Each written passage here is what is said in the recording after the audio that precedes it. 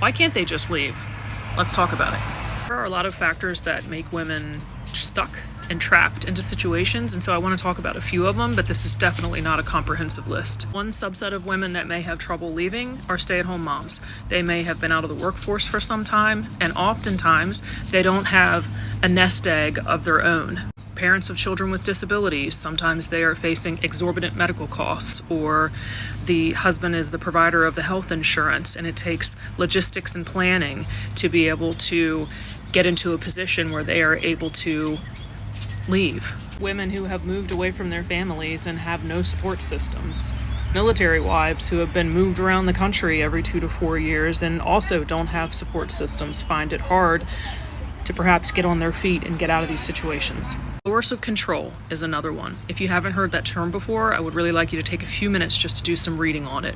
There's actually several states that have passed coercive control laws that actually take that into consideration when women are trying to get out of these situations.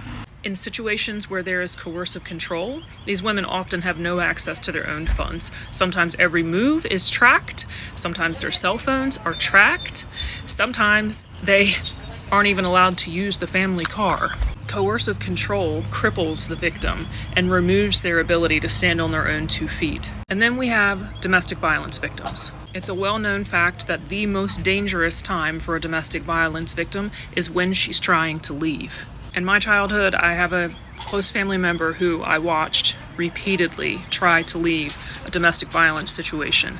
And I watched the male figure physically threaten, control the finances, remove the vehicle. And once that family member of mine finally did get out briefly, the male counterpart was constantly showing up at the residence that she was staying at. Her escape was short-lived, and eventually she caved and went back. The women that made the comments about how you're using the man by finding your own happiness and staying inside of that relationship, and how, at the most, you should be gone within 3 to 6 months, or else you're somehow morally bankrupt for staying in that situation. I'm really glad that you don't have a point of reference for what coercive control or domestic violence situations are like, but I would caution you in how you approach these conversations, because the women that are trapped, they don't need more shame. They do deserve happiness despite the circumstances that they're stuck in.